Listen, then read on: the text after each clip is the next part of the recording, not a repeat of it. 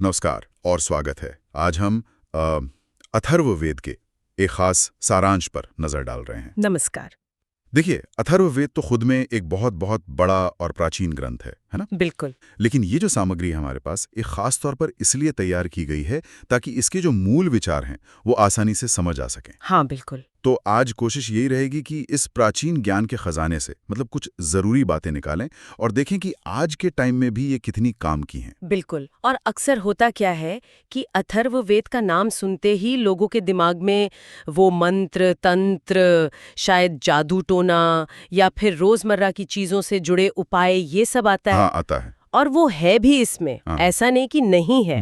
लेकिन ये जो सारांश है, इससे ये भी साफ हो जाता है कि इसमें जीवन, ब्रह्मांड, समाज, इन सब को लेकर एक गहरी सोच भी है। अच्छा। ये सिर्फ मतलब कर्मकांड का ग्रंथ नहीं है। ये उस जमाने की जो जीवन शैली थी, जो उनके विश्वास थे, उसकी एक झलक भी देता है। हाँ, और शायद यही चीज इसे खास बनाती है, ये जो मिश्रण है। तो चलिए फिर शुरू करते हैं, देखते हैं कि इस सारांश में क्या क्या है। हाँ जी। सबसे पहले तो ये सारांश वेद को 20 कांडों में मतलब हिस्सों में बांटता है। ये तो पारंपरिक तरीका ये है ना? हाँ, पारंपरिक वर्गीकरण यही है, 20 कांड। तो जो शुरू के 7 कांड है, कांड 1 से 7 तक, ये किस बारे में है? सारांश कहता है कि इनमें हेल्थ, लंबी आयु और सुरक्षा, इन पर काफी जोर है। सही कहा।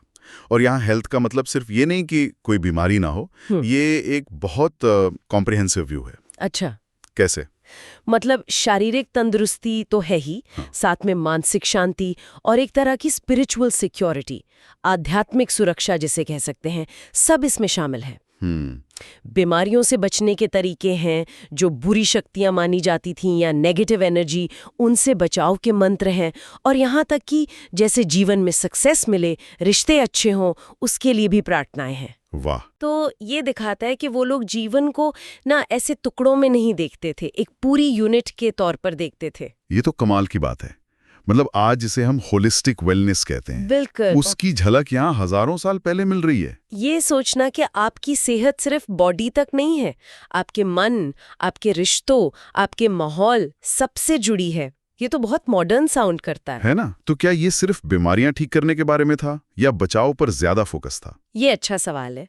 सारांश को देखकर लगता है कि दोनों ही चीजें थीं। ओके। मतलब ट्रीटमेंट के लिए खास मंत्र भी है, जड़ी बूटियों का जिक्र भी है, लेकिन साथ ही जो नेगेटिव असर हैं, चाहे वो बीमारी हो, बुरी नज़र हो या कोई और रुकावट, उनसे बचने के लिए भी उपाय और मंत्र बताए गए हैं। अच्छा। तो इसे हम एक तरह का प्रिवेंटिव और प्रोटेक्टिव अप्रोच कह सकते हैं।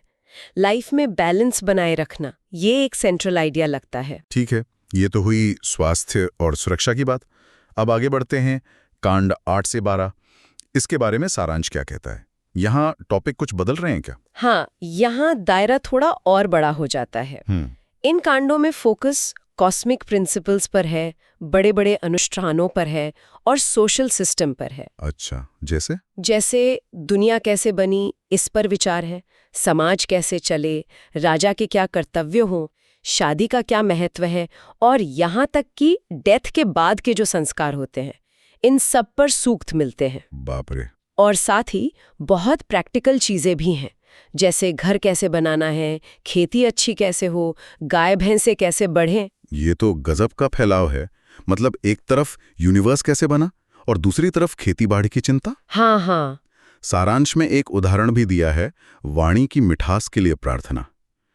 ये छोटी सी बात क्या दिखाती है? ये छोटी सी प्रार्थना ना असल में एक बड़े विचार की तरफ इशारा करती है। क्या? उस वक्त का जो वर्ल्ड व्यू था, उसमें माना जाता था कि इंसान का जो व्यवहार है और जो ब्रह्मांड की व्यवस्था है, उसमें एक गहरा कनेक्शन है। अच्छा। तो मीठी वाणी सिर्फ एक अच्छी आदत नहीं थी, वो समाज में सद्भाव बनाए रखने का एक तरीका था। और सामाजिक सद्भाव, वो जो बड़ी कॉस्मिक व्यवस्था है जिसे ऋत या धर्म कहा गया है, उसी का एक हिस्सा था। अनुष्ठानों का मकसद सिर्फ देवताओं को खुश करना नहीं था, बल्कि सृष्टि में, यूनिवर्स में एक बैलेंस बनाए रखना भी था। इसीलिए खेती की बढ़ोतरी या वाणी की मिठास जैसी प्रार्थनाएं भी उसी बड़ी पिक्चर का हिस्सा थीं। वाह, मतलब हर छोटी चीज का एक बड़ा मतलब था। ये सोचना कि आप अपनी बातचीत से भी यूनिवर्स के बैलेंस में कुछ कंट्रीब्यूट कर रहे हैं, ये तो अपने आप में एक अलग ही नजरिया है। बिल्कुल। अच्छा, इसके बाद कांड 13 से 18 आते हैं। सारांश कहता है कि यहाँ मामला और गहरा, मतलब फिलोसॉफिकल हो जाता है। बिल्कुल।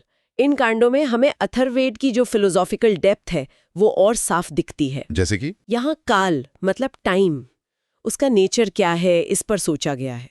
प्राण यानी जो लाइफ एनर्जी है, जीवन शक्ति, वो क्या है, इस पर विचार है। और विराट मतलब वो जो अल्टीमेट रियलिटी है या कॉस्मिक एंटिटी, उसे समझने की कोशिश है। ये वो सवाल हैं जो आज भी फिलोसोफर्स और साइंटिस्ट को उलझाए रखते हैं। समय और जीवन शक्ति, ये तो वाकई फंडामेंटल सवाल है। और सारांश में उपनिषदों की वो फेमस प्रार्थना असुतो मा सद्गमयी का जिक्र है। क्या उसकी जड़ें अथर्ववेद में है?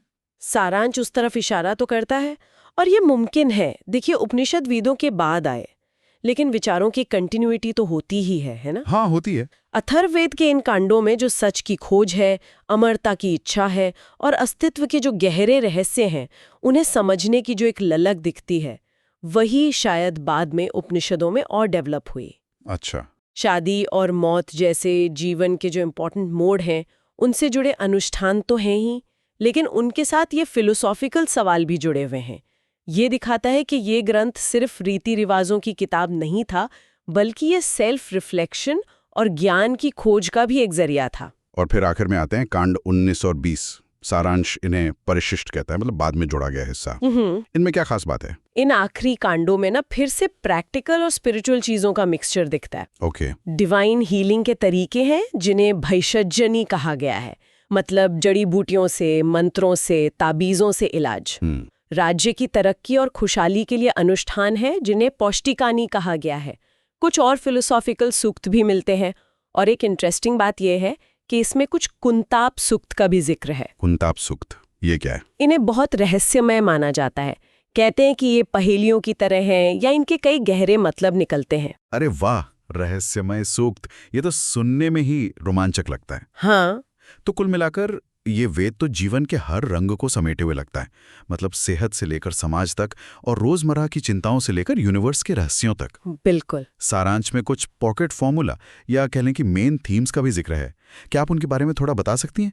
ऐसा लगता है जैसे ये पूरे वेद का निचोड़ हो। हाँ, सारांश ने 6 मुख्य विषयों को हाईलाइट किया है, जो एक तरह से अथर्ववेद के जो मेन कंसर्न्स थे उनको दिखाते हैं। पहला है जीवन की रक्षा। इसमें बाहरी खतरों से सुरक्षा, बीमारियों से बचाव के लिए दवाइयाँ और रक्षा मंत्र शामिल हैं। ये लाइफ के प्रति एक बेसिक रिस्पेक्ट और उसे बचाने की चिंता दिखाता है। ठीक है। दूसरा है मानसिक और शारीरिक कल्याण। ये सिर्फ बीमारी का इलाज नहीं, बल्कि पूरी हेल्थ और अंदरूनी शांति की बात करता है। माइंड और बॉडी का जो गहरा कनेक्शन है, उसे यहाँ पहचाना गया है। Okay, mind body connection. तीसरा, सद्भाव और समृद्धि। इसमें मटेरियल प्रोस्पेरिटी जैसे पैसा और सक्सेस के साथ साथ सोशल हार्मनी और अच्छे आपसी रिश्ते, इनकी भी कामना शामिल है। ये पर्सनल और कलेक्टिव दोनों तरह की खुशहाली पर जोर देता है। ये पहले 3 तो जीवन की जो बेसिक जरूरतें और इच्छाएं हैं उनसे जुड़े लगते हैं, सेफ्टी, हेल्थ और हैप्पीनेस। हाँ। बाकी 3 क्या है? बाकी 3 थोड़े और गहरे जाते हैं। चौथा है ज्ञान और विवेक। ये सिर्फ इन्फॉर्मेशन नहीं है, बल्कि सही गलत में फर्क करने की एबिलिटी, विजडम और सही फैसले लेने की ताकत, इसकी बात करता है। नॉलेज को एक इम्पॉर्टेंट गोल माना गया है। ज्ञान और विवेक। ठीक है। 5वां, जीवन चक्र को समझना। ठीक। इसमें जन्म, जीवन, मृत्यु और शायद पुनर्जन्म के जो कॉन्सेप्ट्स हैं, उन पर विचार शामिल है। ये लाइफ की जो क्षण भंगुरता है और इसका जो बड़ा साइकिल है, उसे समझने की कोशिश है। Life cycle. और छठा, सत्य और धर्म की खोज। ये एक नैतिक जीवन जीने, अपनी ड्यूटीज निभाने और अल्टीमेट ट्रूथ या स्पिरिचुअल नॉलेज की तलाश की बात करता है। ये लाइफ को एक पर्पसफुल जर्नी की तरह देखता है। तो ये 6 सूत्र मिलकर एक पूरी मतलब लाइफ की फिलॉसफी दे रहे हैं, एक ऐसी जिंदगी जो सेफ हो, हेल्दी हो, प्रॉस्परस हो, जिसमें ज्ञान हो, जो लाइफ साइकिल को समझे और सच के रास्ते पर चले। ये तो काफी बड़ा कैनवस है। बिल्कुल। ये दिखाता है कि अथर्ववेद का मकसद सिर्फ फौरी दिक्कतों का हल देना नहीं था, बल्कि इंसान को और समाज को एक बैलेंस्ड, मीनिंगफुल और होलिस्टिक लाइफ जीने का रास्ता दिखाना था। ये एक प्रैक्टिकल गाइड भी है और एक तरह का फिलोसॉफिकल मैनिफेस्टो भी। सारांश में कुछ खास प्रार्थनाओं या सूक्तों के उदाहरण भी दिए हैं जो शायद इन विचारों को और साफ करते हैं। जैसे एक है प्रियम माखृणो देवेशु, देवताओं में मुझे प्रिय बनाओ, और प्रियम राजसु माखृणो, राजाओं में मुझे प्रिय बनाओ। ये क्या बताता है? ये प्रार्थनाएं दिखाती हैं कि इंसान की एक इच्छा होती है कि समाज उसे स्वीकार करे, उसे सम्मान दे। हाँ, होती है। उस समाज में देवताओं और राजाओं का प्रिय होना, मतलब उनका फेवर मिलना, जरूरी माना जाता था। ये दिखाता है कि इंसान अकेला नहीं है, बल्कि वो एक सोशल और डिवाइन सिस्टम का हिस्सा है और उसमें अपनी एक जगह बनाना चाहता है। और शादी के लिए भी एक प्रार्थना का जिक्र है, एहेव स्तम मा वियोष्टम, यहीं रहो, अलग मत हो। हाँ, ये फैमिली की स्टेबिलिटी और पति पत्नी के बीच एक मजबूत रिश्ते की कामना है। ये दिखाता है कि परिवार को समाज की एक बहुत जरूरी और स्थायी इकाई माना जाता था। इसी तरह जैसे घर बनाने में कामयाबी मिले या व्यापार में फायदा हो, इसके लिए मंत्रों का होना ये दिखाता है कि जो भौतिक सुख सुविधाएं हैं, इकोनॉमिक ग्रोथ है, उसे भी जीवन का एक जरूरी हिस्सा माना जाता था, उसे नकारा नहीं गया था। मुझे वो वाणी वाली प्रार्थना फिर याद आ रही है, मधुमत में जिह्वाया आग्रह, मेरी जीभ की नोक पर शहद हो। हाँ, ये कितनी छोटी सी पर कितनी गहरी बात है ना? शब्दों की ताकत को कितना पहचाना गया था।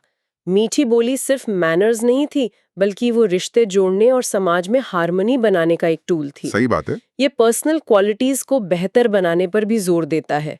इसी तरह खेती और पशुधन की बढ़ोतरी के लिए जो प्रार्थनाएं हैं, वो तो सीधे सीधे उस जमाने की इकोनॉमी और रोजमर्रा की जिंदगी से जुड़ी हैं। और फिलोसॉफिकल लेवल पर जैसा हमने बात की, काल और प्राण जैसे एब्स्ट्रैक्ट कॉन्सेप्ट्स पर सोचना, मौत के बाद क्या होता है, पितरों का सम्मान क्यों जरूरी है, ये सब सवाल भी उठाए गए हैं। हाँ, ये सब मिलकर अथर्ववेद की एक बहुत ही मल्टी डायमेंशनल तस्वीर पेश करते हैं। ये एक ऐसा ग्रंथ है जो इंसान की सबसे बेसिक जरूरतों, रोटी, कपड़ा, मकान, सुरक्षा से लेकर उसकी सबसे ऊंची इच्छाओं, ज्ञान, सत्य, अमरता तक सबको एड्रेस करता है। इसमें रोजमर्रा के छोटे मोटे उपाय भी हैं और गहरा दर्शन भी। तो इस सारी बातचीत का सार क्या निकलता है? हमने देखा कि अथर्ववेद के सारांश के हिसाब से ये ग्रंथ सिर्फ मंत्र तंत्र या कर्मकांड तक ही सीमित नहीं है। इसमें तो health, society, universe, time, life, death, मतलब लगभग हर पहलू पर सोचा गया है। सही मायने में ये हमें जिंदगी को एक होलिस्टिक नजरिए से देखने का एक प्राचीन तरीका बताता है। एक ऐसा नजरिया जहां फिजिकल और स्पिरिचुअल, दुनियावी और पारलौकिक, प्रैक्टिकल और फिलोसॉफिकल, ये सब अलग अलग कंपार्टमेंट नहीं है, बल्कि एक ही कपड़े के धागे हैं। वाह! ये हमें दिखाता है कि प्राचीन भारत में लोग वेलबींग और मीनिंग ऑफ लाइफ को कैसे देखते थे और उसकी तलाश कैसे करते थे। ये रोजमर्रा की छोटी छोटी चिंताओं और अस्तित्व के बड़े सवालों का एक अनोखा संगम है। श्रोताओं के लिए एक आखिरी सवाल छोड़ते हैं सोचने के लिए। ये कितना दिलचस्प है ना कि एक ही ग्रंथ में मवेशियों को बीमारियों से बचाने या किसी मीटिंग में अपनी बात मनवाने जैसी बहुत ही प्रैक्टिकल प्रार्थनाओं के साथ साथ टाइम का नेचर क्या है या लाइफ एनर्जी का राज क्या है जैसे गहरे फिलोसॉफिकल सवाल भी मौजूद हैं। हाँ, ये कॉम्बिनेशन गजब का है। पवित्र और सांसारिक का ये जो सहज मेल है, जहां एक मामूली सा तावीज और यूनिवर्स का सच एक ही जगह मिल जाते हैं, ये प्राचीन नजरिया आज हमारे जीवन को देखने के तरीके को कैसे बदल सकता है? क्या हम भी अपने रोजमर्रा के स्ट्रगल्स और जिंदगी के बड़े सवालों के बीच कोई गहरा रिश्ता देख पाते हैं, या हमने उन्हें पूरी तरह अलग अलग कर दिया? इस पर जरूर सोचिएगा।